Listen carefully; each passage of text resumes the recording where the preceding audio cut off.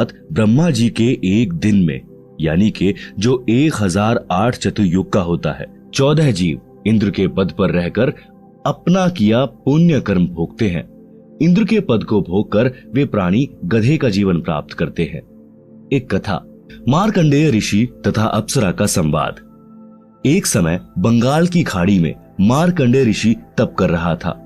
इंद्र के पद पर विराजमान आत्मा को ये शर्त होती है कि यदि उसके शासन काल में 72 चौकड़ी युग के दौरान यदि पृथ्वी पर कोई व्यक्ति इंद्र पद प्राप्त करने योग्य तप या धर्म यज्ञ कर लेता है और उसकी क्रिया में कोई बाधा नहीं आती है, तो उस साधक को इंद्र का पद दे दिया जाता है और वर्तमान इंद्र से वह पद छीन लिया जाता है। इसीलिए जहां तक संभव होता है, इंद्र अपने शासन काल में किसी साधक का तप या धर्म यज्ञ पूर्ण नहीं होने देता, उसकी साधना भंग करा देता है, चाहे कुछ भी करना पड़े। आप सुन रहे हैं जगत गुरु तत्वदर्शी संत रामपाल जी महाराज द्वारा लिखी पुस्तक जीने की राह का पेज नंबर 13। जब इंद्र को उसके दूतों ने बताया कि बंगाल की खाड़ी में मार्कंडेय नामक ऋषि तप कर रहे हैं, इंद्र ने मार्कंडेय ऋषि का तप भंग करने के लिए उर्वशी यानी कि इंद्र की पत्नी भेजी। सर्व श्रृंगार करके देवपरी मार्कंडेय ऋषि के सामने नाचने गाने लगी। अपनी सिद्धि से उस स्थान पर बसंत ऋतु जैसा वातावरण बना दिया। मार्कंडेय ऋषि ने कोई उत्सुकता नहीं दिखाई। उर्वशी ने कमर का नाड़ा तोड़ दिया, निर्वस्त्र हो गई। तब मार्कंडेय ऋषि बोले, हे बेटी, हे बहन, हे माई, आप यह क्या कर रही हो? आप यहाँ गहरे जंगल में अकेली किस लिए आई? उर्वशी ने कहा कि ऋषि जी मेरे रूप को देखकर इस आरण्य खंड यानी वन खंड के सर्व साधक अपना संतुलन खो गए, परंतु आप डगमग नहीं हुए।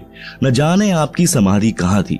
कृपया आप मेरे साथ इंद्रलोक में चलो, नहीं तो मुझे सजा मिलेगी कि तू हार कर आ गई। मार्कंडेय ऋषि ने कहा कि मेरी समाधि ब्रह्मलोक में गई थी, जहां पर मैं उन उर्वशियों का नाच देख रहा था जो इतनी सुंदर हैं कि तेरे जैसी तो उनकी 7 बांदियां अर्थात नौकरानियां हैं। इसीलिए मैं तेरे को क्या देखता, तेरे पर क्या आसक्त होता। यदि तेरे से कोई सुंदर हो तो उसे ले आ। तब देवपरी ने कहा कि इंद्र की पटरानी अर्थात मुख्य रानी मैं ही हूँ, मुझसे सुंदर स्वर्ग में कोई औरत नहीं है। तब मार्कंडेय ऋषि ने पूछा कि इंद्र की मृत्यु होगी तब तू क्या करेगी? उर्वशी ने उत्तर दिया कि मैं 14 इंद्र भोगूंगी। भावार्थ है कि श्री ब्रह्मा जी के एक दिन में 1008 चतुर्युग होते हैं, जिसमें 72 चतुर्युग का शासन काल पूरा करके 14 इंद्र मृत्यु को प्राप्त होते हैं। इंद्र की रानी वाली आत्मा ने किसी मानव जन्म में इतने अत्यधिक पुण्य किए थे, जिस कारण से वह 14 इंद्रों की पटरानी बनकर स्वर्ग सुख तथा पुरुष सुख को भोगेगी।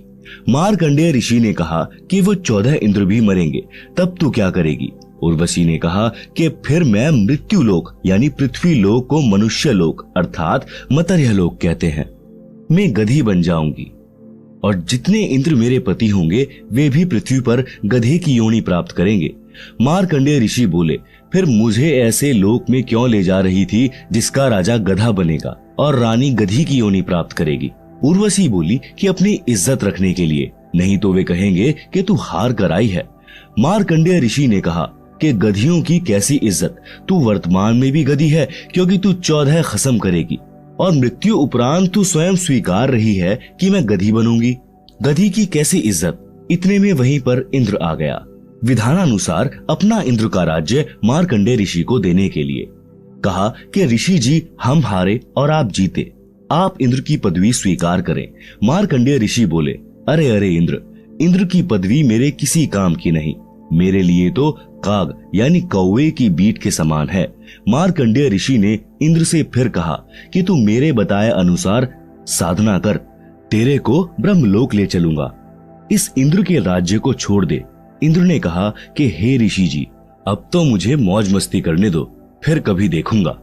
आप सुन रहे हैं जगत गुरु तत्वदर्शी संत रामपाल जी महाराज द्वारा लिखी पुस्तक जीने की राह का पेज नंबर 14। पाठक जनों, विचार करो, इंद्र को पता है कि मृत्यु के उपरांत गधे का जीवन मिलेगा, फिर भी उस क्षणिक सुख को त्यागना नहीं चाहता। कहा कि फिर कभी देखूंगा। फिर कब देखेगा?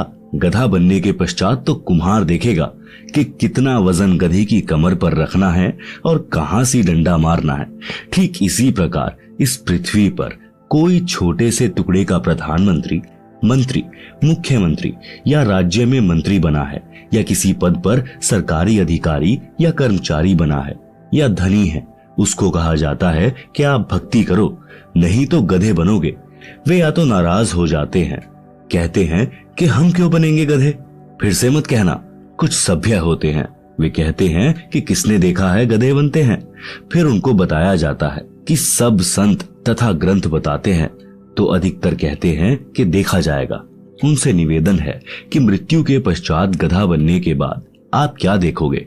फिर तो कुम्हार देखेगा कि आप जी के साथ कैसा बर्ताव करना है।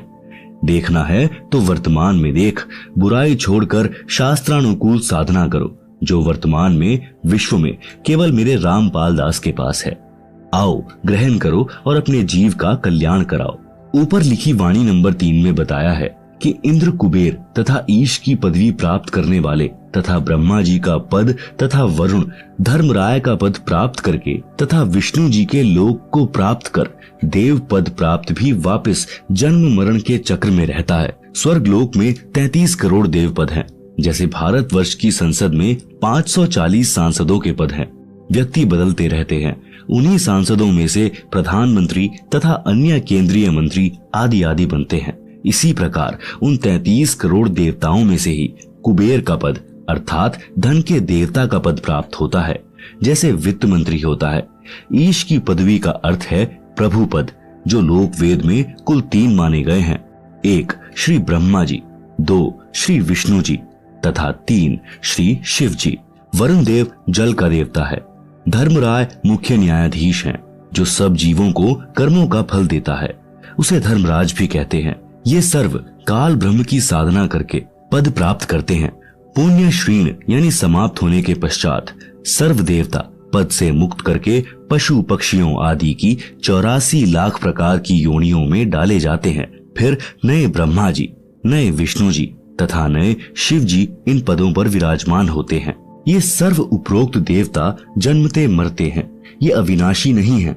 इनकी स्थिति आप जी को सृष्टि रचना अध्याय में इसी पुस्तक में स्पष्ट होगी कि ये कितने प्रभु हैं, किसके पुत्र हैं तथा कौन इनकी माता जी हैं। अन्य प्रमाण श्री देवी पुराण सचित्र मोटा टाइप केवल हिंदी गीता प्रेस गोरखपुर से प्रकाशित के 3रे स्कंद में पृष्ठ 123 पर लिखा है कि तुम शुद्ध स्वरूपा हो। यह सारा संसार आपसे ही उद्भासित हो रहा है। मैं, विष्णु, ब्रह्मा और शंकर आपकी कृपा से विद्यमान हैं। हमारा तो आविर्भाव अर्थात जन्म तथा तिरोभाव अर्थात मृत्यु हुआ करता है। आप प्रकृति देवी हैं। आप सुन रहे हैं जगत गुरु तत्वदर्शी संत रामपाल जी महाराज द्वारा लिखी पुस्तक जीने की राह का पेज नंबर 15। शंकर भगवान बोले कि हे देवी, यदि ब्रह्मा के पश्चात उत्पन्न होने वाले विष्णु आपसे उत्पन्न हुए हैं, तो क्या मैं तमोगुणी लीला करने वाला शंकर क्या आपकी संतान नहीं हुआ? अर्थात मुझे भी उत्पन्न करने वाली तुम ही हो। हम तो केवल नियमित कार्य ही कर सकते हैं, अर्थात जिसके भाग्य में जो लिखा है हम वही प्रदान कर सकते हैं। न अत्यधिक कर सकते, न कम कर सकते। पाठक जनों, इस श्री देवी पुराण के उल्लेख से स्पष्ट हुआ कि श्री ब्रह्मा जी, श्री विष्णु जी तथा श्री शंकर जी नाशवान हैं। इनकी माता जी का नाम श्री देवी दुर्गा है। अधिक जानकारी आप सृष्टि रचना अध्याय से ग्रहण करेंगे, जो इसी पुस्तक में पीछे पृष्ठ 254 पर लिखी है। ये प्रधान देवता है। अन्य इनसे निम्न स्तर के देव हैं। ये सर्व जन्मते मरते हैं।